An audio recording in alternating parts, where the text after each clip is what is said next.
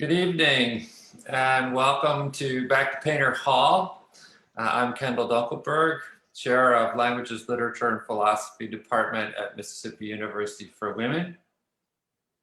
And we are here this evening for the Humanities Faculty of the Year talk with Josh Dohmen. We're grateful each year to receive funding from the Mississippi Humanities Council to honor one of our faculty members as the Humanities Faculty Member of the Year from MUW. Josh will be headed down, I'm not sure, I assume virtually or somehow there will be a celebration of all of the faculty members of the year from around the institutions around the state. It's one of the great programs that the Mississippi Humanities Council provides. We are, since we're all under quarantine, or not exactly quarantine, but under COVID regulations, we're not gathering in person this year. Normally we would invite you all to Painter Hall and we'd have a reception afterwards and all those kinds of fun things. We'd have some good time for socializing together as well. But we do the best we can, and so therefore we're both in Zoom and streaming live on Facebook for our presentation this evening. Our faculty member of the year this year is Dr. Joshua Dohmen, who has been at the W since 2018, fall of 2018. He came in and has very quickly made great changes, and great input into our philosophy program.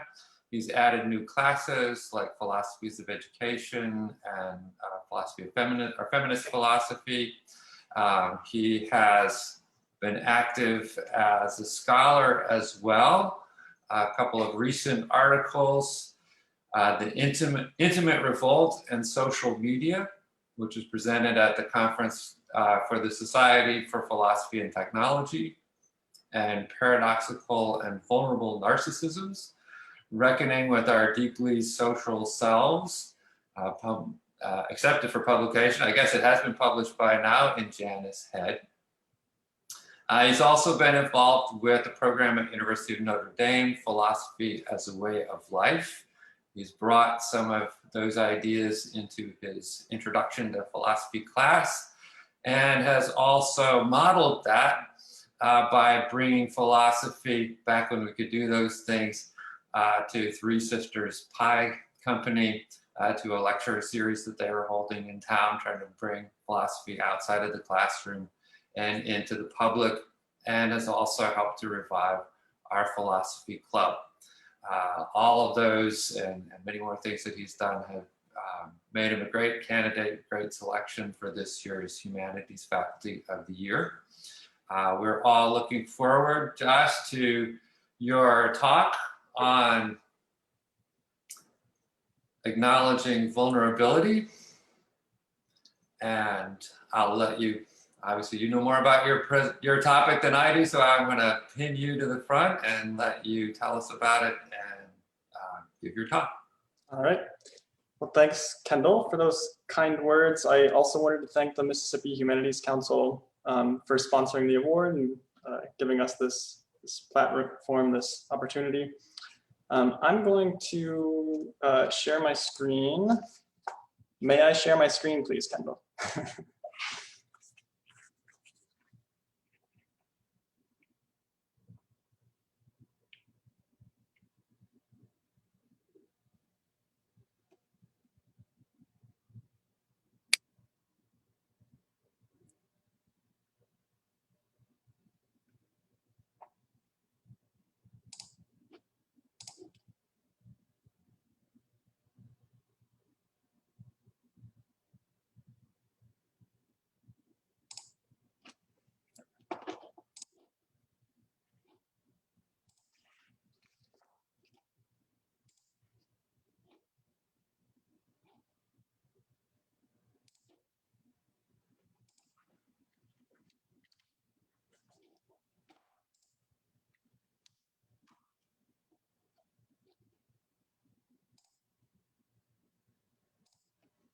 Okay, everyone can still hear me? Perfect. All right, so in this presentation, I want to talk about what it means for persons to be vulnerable, specifically from the perspective of Judith Butler's work on vulnerability. So the central idea that I want to try to highlight is that we are, as subjects, importantly constituted through and open to others. Butler sees evidence of this vulnerability to others in our desire and in our mourning. Of desire, she writes, one is undone. Y'all probably can't see. One is undone in the face of the other by the touch, by the scent, by the feel, by the prospect of the touch, by the memory of the feel. And our desires for others, it is clear that we are incomplete, that we are affected by others, and often in ways that neither party consciously intends. But in loss, we are also undone. Who am I without you, she asks. When we lose some of these ties by which we are constituted, we do not know who we are or what to do. At one level, I think I have lost you, only to discover that I have gone missing as well. At another level, perhaps what I have lost in you, that for which I have no ready vocabulary, is a relationality that is composed neither exclusively of myself nor you, but is to be conceived as the tie by which those terms are differentiated and related. Loss of another, in other words, reveals our constitutive relationality. I am lost in losing you. I cannot name or pinpoint what exactly I have lost in losing you, revealing my opacity to myself, the limit of my self-understanding. The loss of the tie between us is, importantly, a loss of myself, because I exist, at least in part, only through that tie. Indeed, this is how Butler suggests we think about successful mourning. Perhaps one mourns, she says, when one accepts that, that by the loss one undergoes, one will be changed, possibly forever.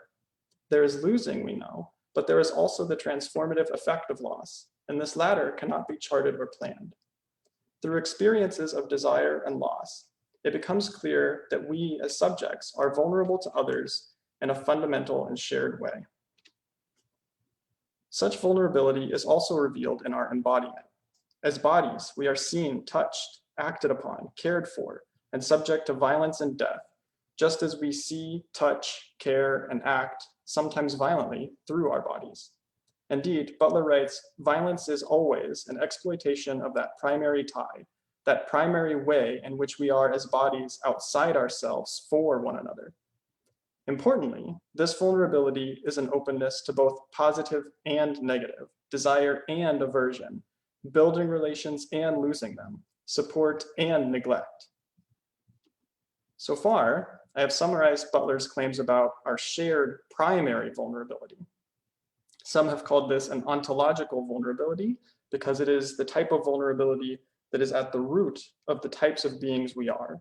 We are constituted by this type of vulnerability. But this does not mean, as Butler is fully aware, that we all experience vulnerability in the same ways. Specifically, some are more likely to be subject to violence than others. Our responses to this shared vulnerability varies from acceptance to complete disavowal, and some lives are represented as grievable, as being worth mourning, while others are not.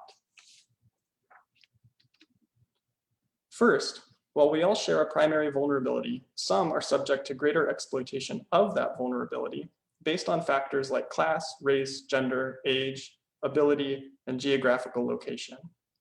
For example, those with great wealth are just as ontologically vulnerable as those who are impoverished, but because access to resources is different between the groups, the latter are much more likely to be exploited precisely because of and through their primary vulnerability.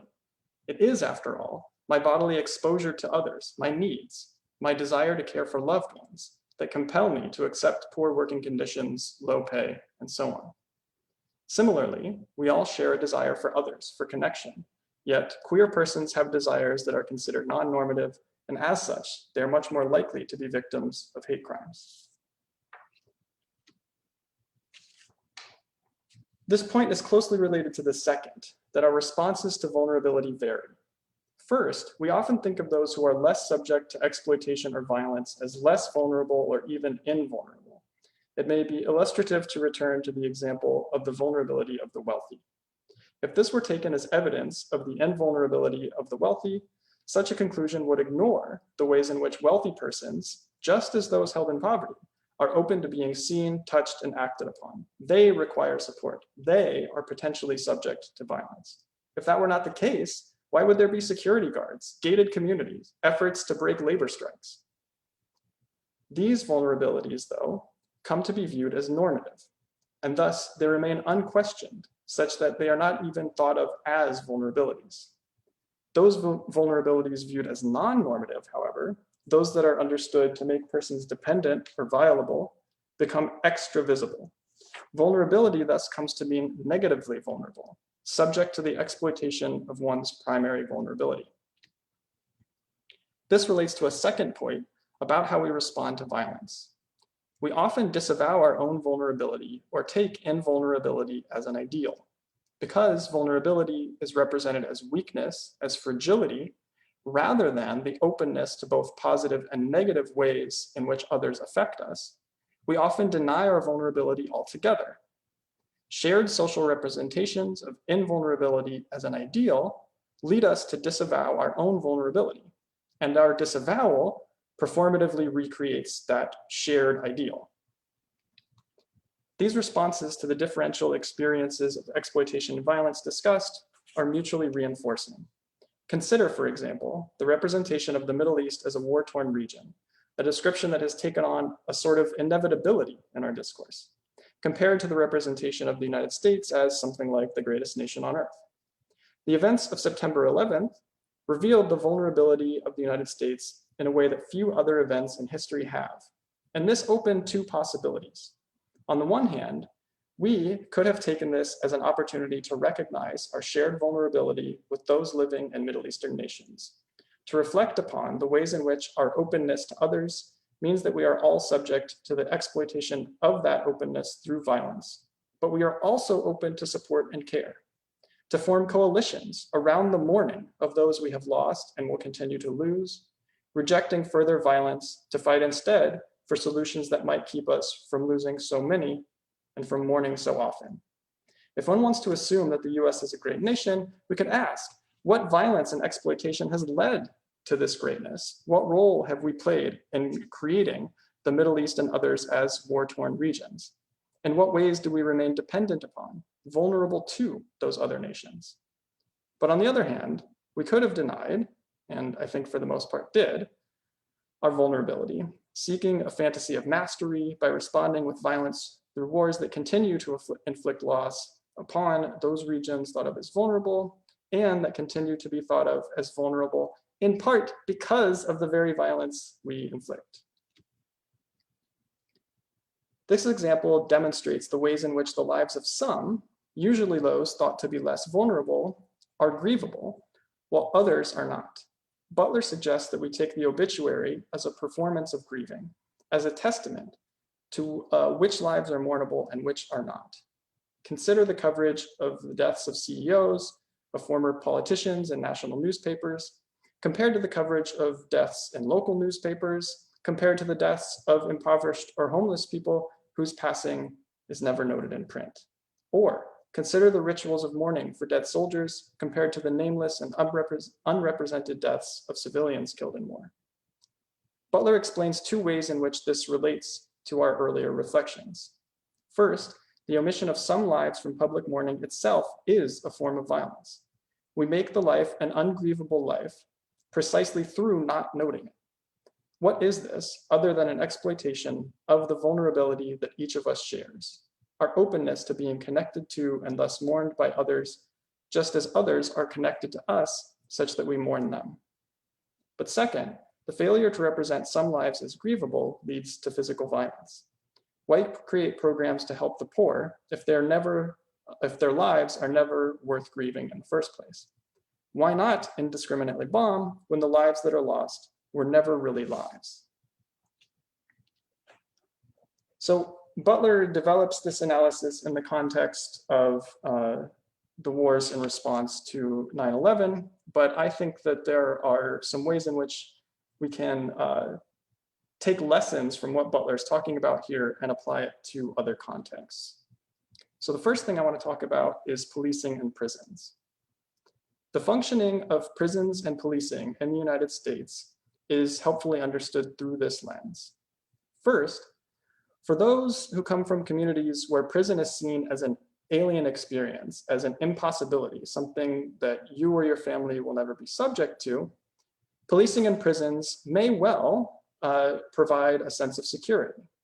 I deny my vulnerability to violence by living in safe, highly policed neighborhoods, homes with security systems, by trusting in prisons to be secure, to be guarded.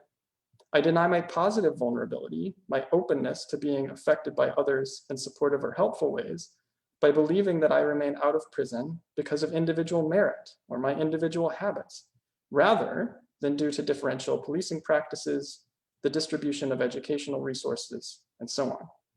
I ignore the ways that cheap prison labor saves me money or reduces my tax burden. And importantly, these denials of vulnerability reveal a constant anxiety about vulnerability.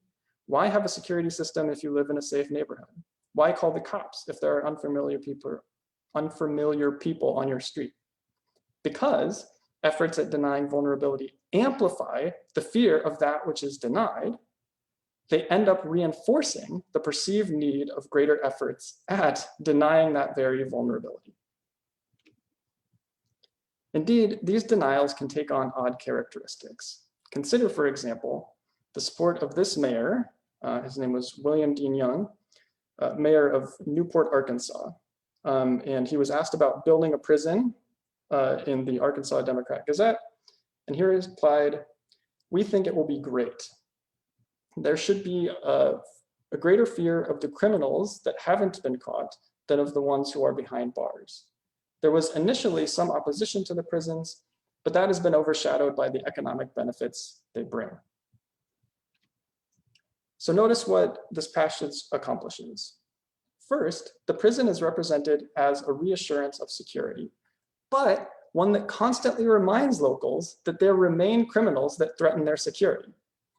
The prison, along with ample media coverage, representations of criminals in popular television shows, and so on, act together to remind those in the community that crime is always a threat, that the prison assures them of their invulnerability, right? The people in prison are no longer a threat. Yet, the prison is called for precisely because of the continuous threat of negative vulnerability, those not currently in prison. Second, the prison provides an assurance not just of invulnerability to violence, but also a way to avoid economic vulnerability. In the same article, other officials call the prison a shot in the arm for every business, a great asset to the community, but to do so, the justifications for building the prison avoid considering the lives of those who will be imprisoned as lives at all.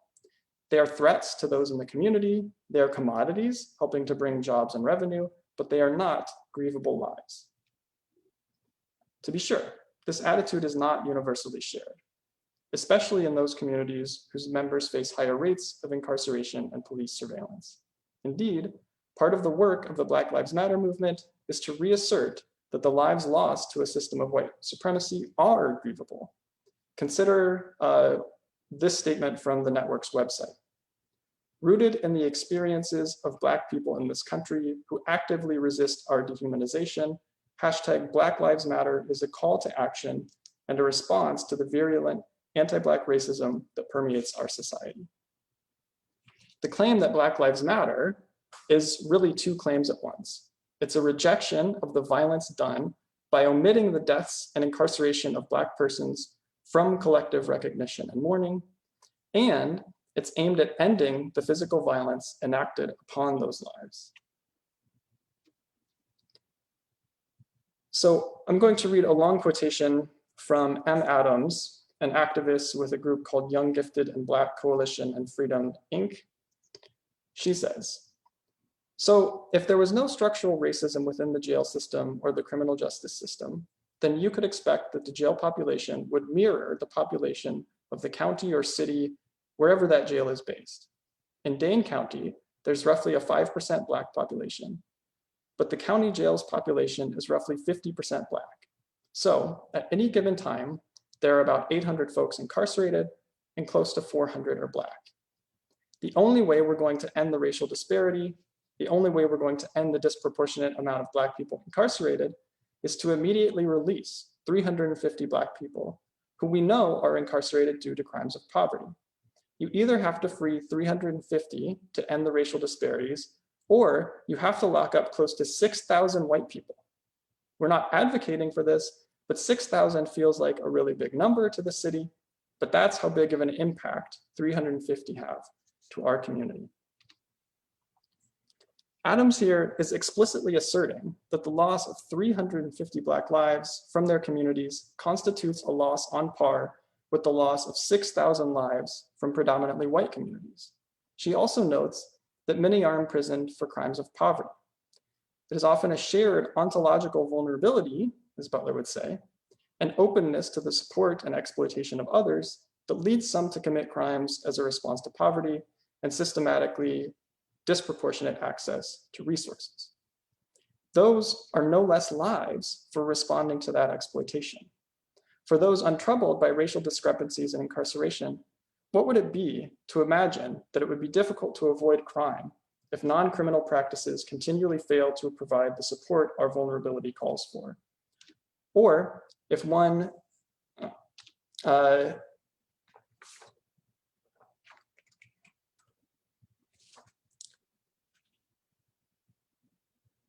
what would it be to imagine that it would be difficult to avoid crime if non-criminal practices continually fail to provide support or vulnerability?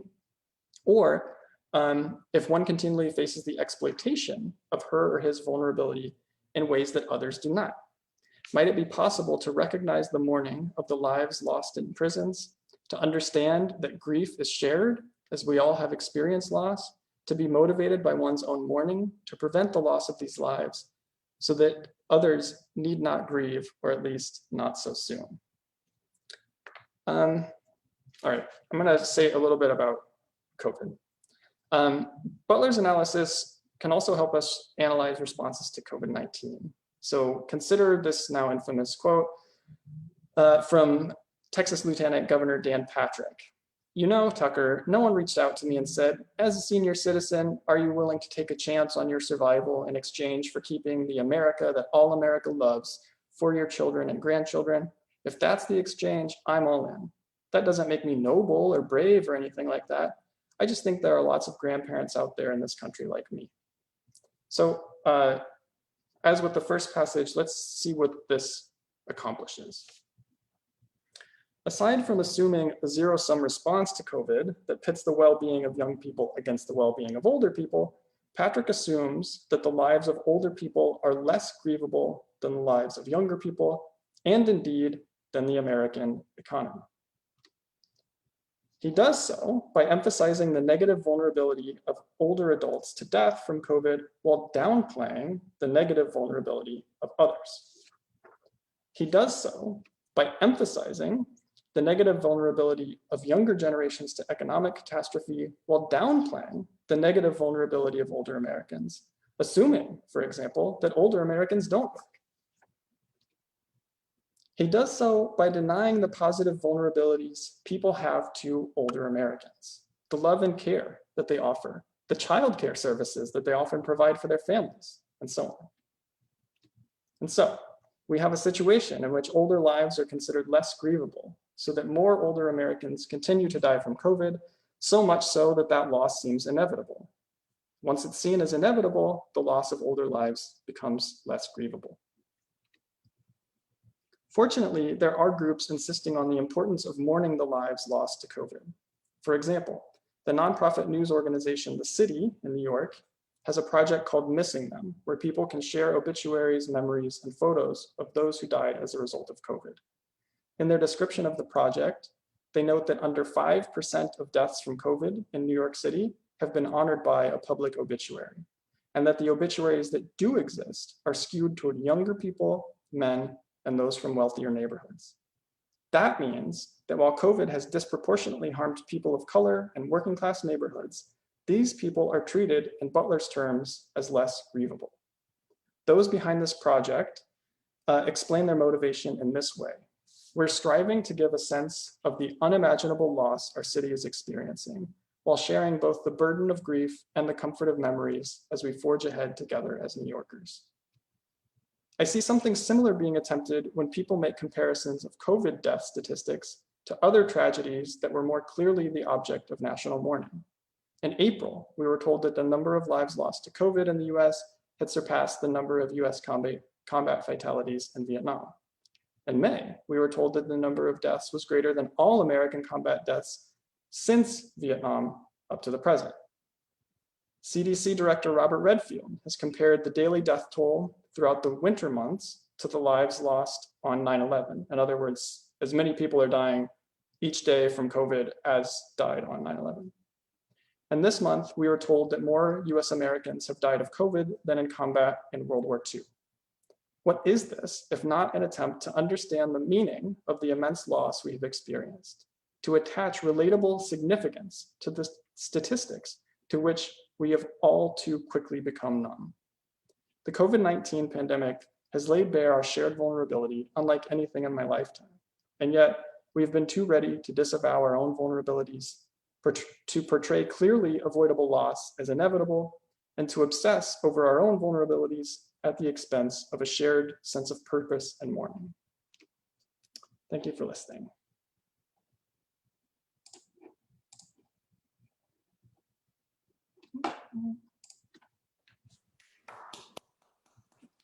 Thank you, Josh. Are there questions for Josh?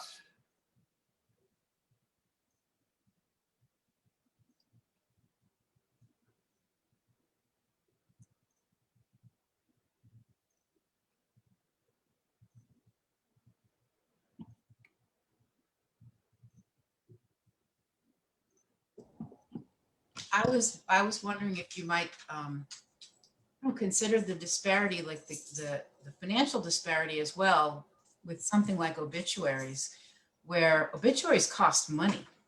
I mean, you can't put an obituary in the paper with a nice framed picture and a whole paragraph of details about the person that's passed away unless you have money, and it's orchestrated by the funeral directors and subsumed into this sort of culture that surrounds someone's death. I mean, do you think that has a certain relevance to what you're talking about?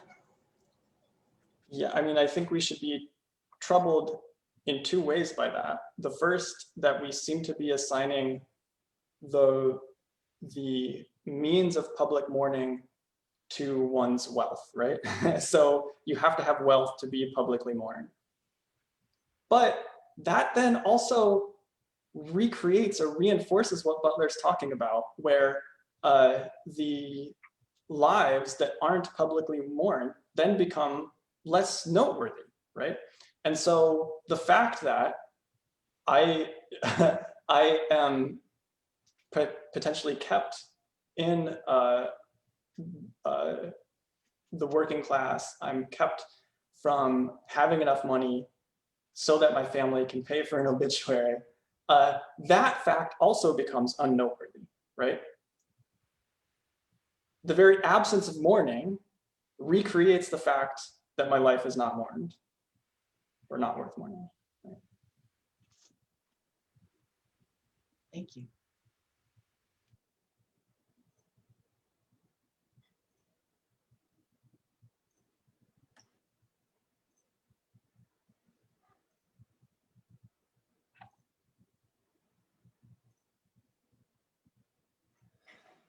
So Josh, I'm curious,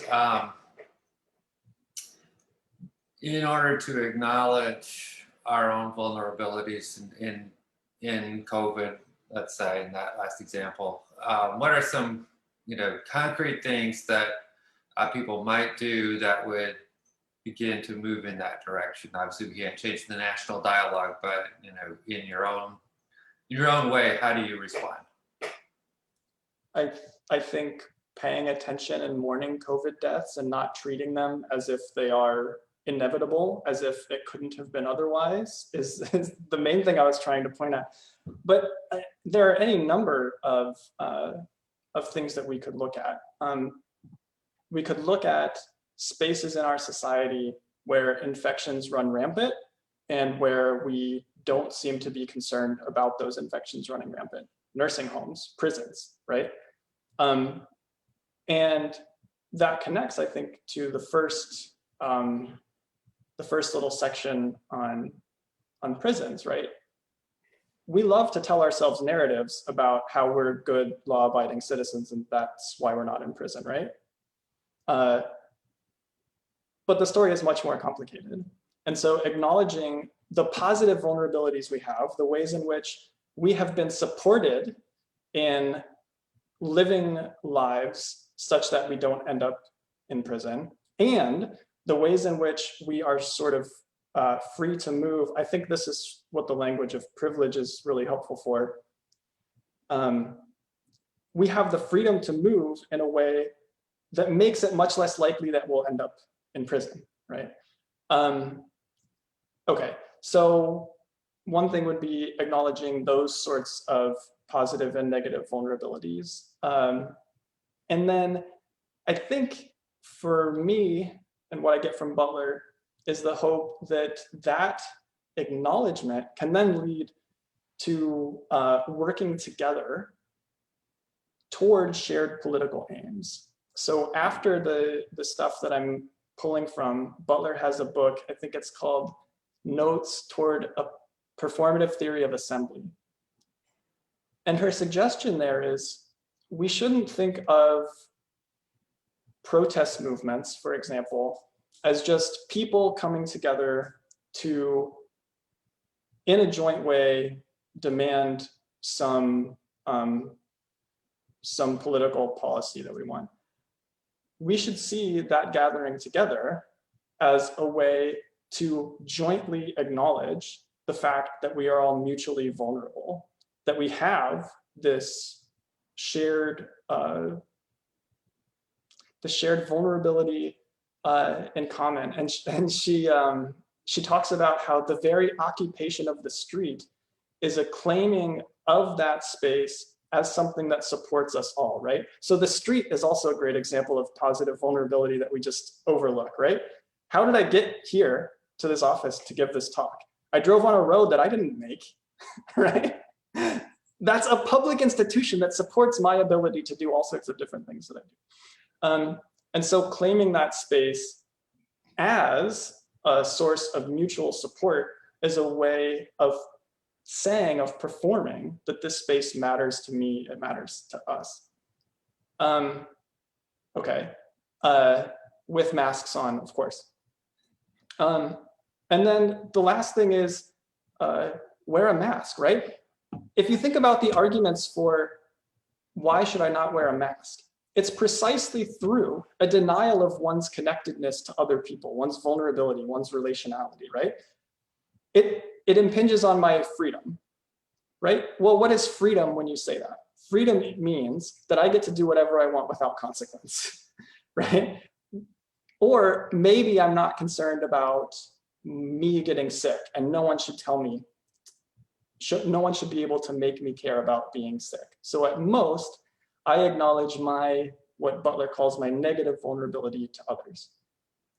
But that then severs the tie between you and your responsibility for getting other people sick, especially when we see the way in which COVID sort of spreads out from circles, right? So it's not just the person at Kroger that I'm endangering, it's their family and so on. So anyway, wear masks, acknowledge your vulnerability, care for others. Concrete, right?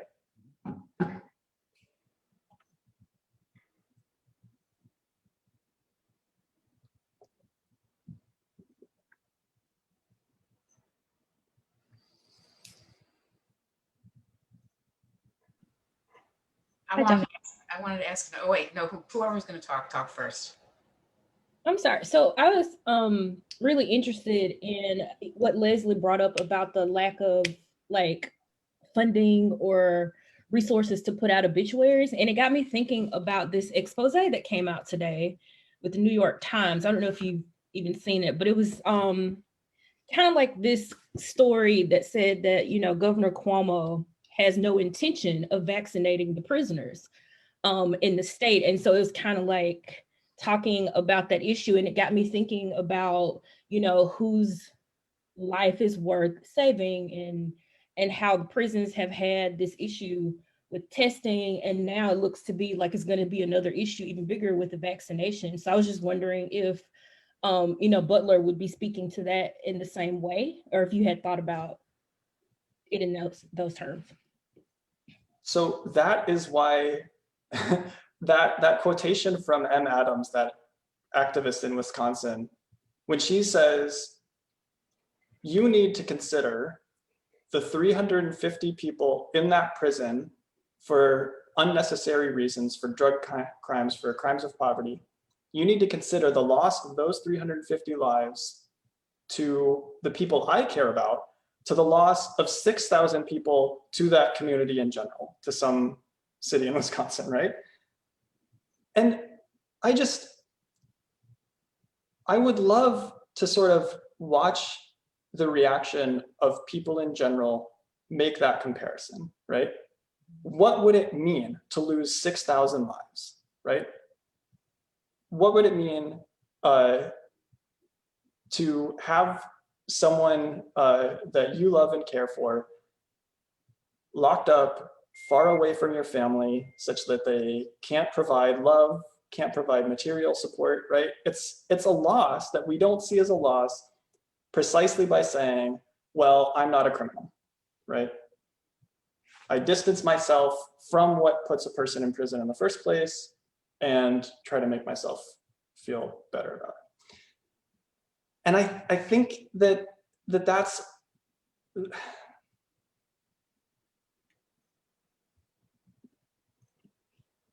yeah. The answer to your question is yes. We don't mourn lives in prison because we fail to acknowledge the different ways in which our vulnerabilities help us stay out of prison, and the ways in which those exact same vulnerabilities are exploited such that some are much more likely to end up in prison.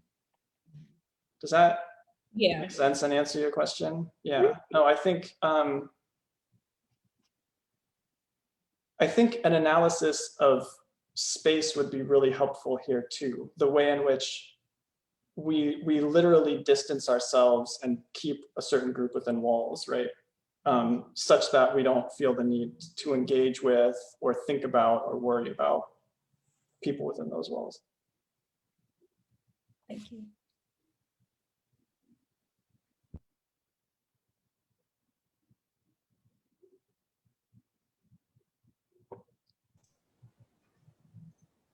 Okay, I'll go. One of the things I've been thinking a lot about during this COVID experience is that it seems to me like paradoxically, I don't know if you or Butler has anything to say about this, but that paradoxically, speaking of which, that's my mother.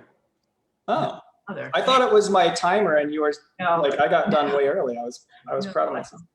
My aged mother, that paradoxically, old people, old women, even more so than old men, are both the least valued and the most valued in our society, in the sense that I remember a professor of mine once when I was an undergraduate making the point that, you know, it's the worst thing you can do is kill an old lady. You know, like it's worse than killing a middle-aged man, or if you kill a child or you kill an old person, it's the worst thing you can do. But at the same time, you know, we don't seem to care that old people are dying from COVID at an extremely accelerated rate. So in other words, if 300,000, let's say, if that's the proportion, I don't know the exact proportion of people in nursing homes, old people dying, versus 400 and whatever thousand we have now. If 300,000 old people have been mowed down by cars or been murdered in the past year, there would be, I can't even imagine what sort of societal trauma there would be. How do you account for that? Okay.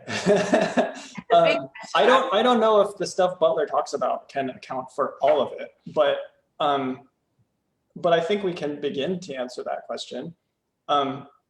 So first of all, I think we can pretty readily say, I would never go run over an old lady, right?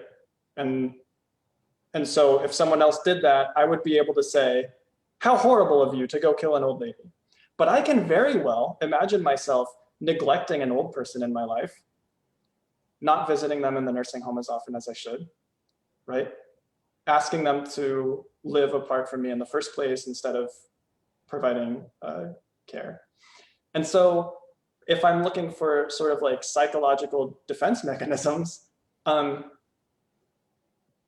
want to distance myself from the idea that there's something abnormal about the way that old people are being afflicted by COVID, precisely because of my own hidden, repressed acknowledgement that I am a part of that repression or a part of that neglect, right? I also think that there is a certain political calculus being done here, right? By saying those deaths are inevitable. Old people just are the people more likely to die from COVID. And therefore we can't point a finger at anyone and say that's someone's fault. It's disease, it's what happens, right? This is the sort of, so I think there's a strong need for narratives that put front and center the fact that it's not inevitable, right? That these deaths were avoidable, that other countries did a much better job. And I think that that is part of why journalists reach to those comparisons, right? And say, imagine as many people died today as died in the trade centers on 9/11, right? What other reason would we have to do that than our sort of grasping attempt to say this matters when we look around and no one seems to think it matters, right? We're trying to attach some sort of significance to that loss in a way that that loss is not rendered meaningful in our sort of day-to-day lives. Not a complete answer, but maybe some of the things to consider. Gives me some to think about. It's hard to reconcile those two poles of thought. Yeah, and I've heard people say, and I think this is what his name is Dan Patrick was trying to get at, is like, I've lived a complete life, therefore I should be more worried about young people. There's that sort of line of argument, which should trouble us that it's that easy to accept. There's a philosopher whose name is escaping me right now, who talks about, she calls it entropic philosophy. Anyway, the idea is that in our current society, in the ideology that we share, we are as individuals meant to be productive citizens, but more importantly than citizens, productive economic units, right? I am supposed to produce something for the economy. Hallowed be thy name. And insofar as I then stop doing that, then my life fails, my life ceases to have the means of being seen as necessary, as helpful, as productive, as useful. So what we have is a society where an individual works their tail off their whole life, gets to retirement age, you better have invested in that 401k, right? Because there's not going to be any public support for you. You better hope the stock market's doing well when you retire, because you have been invested in these big conglomerate investment things, these mutual funds, and that's what your well-being is going to depend upon. And then we're going to charge you an arm and a leg if you need any sort of care in your old age, right? So I guess there's a pretty cynical part of me that says the reason is simple. When you are old, when you're done working, you are no longer economically productive. So your life is seen as not having any contribution. So it's fine to just sort of let that drain on the economy go. That's different from hitting someone with a car, right? They're saying you're not a productive economic unit, and then there's murdering someone.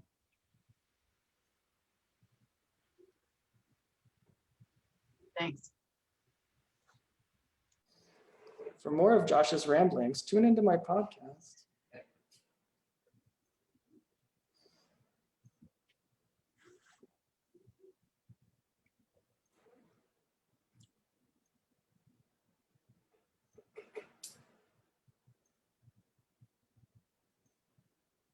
Any last questions? Anyone shy out there? Kendall, I think there was a question on Facebook. Oh, that's right. Do you want to read it, or if you see it? I can't see it. I think it's from Christy though. Okay. Let's see. Let me go there. Yeah, Christy says, Christy Dictamanti says there's a Twitter account called Faces of COVID that is also trying to make the deaths more public. I think your discussion of prisons is very interesting. Could you talk more about prison work and your thoughts on that, as it was written in the Constitution, which makes it something foundational to our society? No, do I have anything to say about prison work?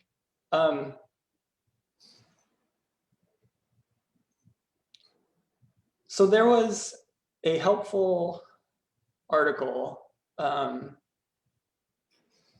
I read talking about how it's only people outside prison who want to abolish prison work, because living in prisons is so awful and monotonous that work, at the very least, is something to do. So I want to start with that by saying that we need to acknowledge the extent to which having meaningful activity when you're in prison is important. But then I think we need to quickly move on and say that prison work, especially when it's paid, at cents per hour, is despicable and needs to be ended immediately. If someone is doing work, they need to be paid the same that they would on the outside.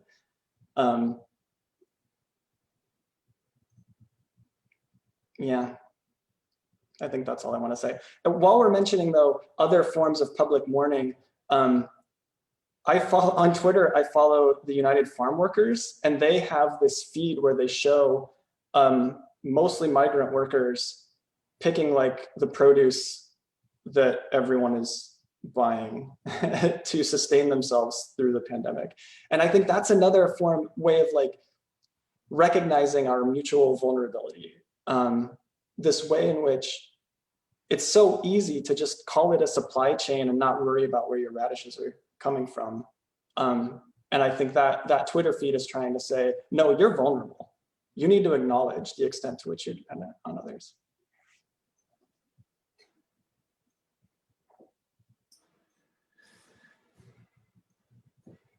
Great. Well, thank you, Josh.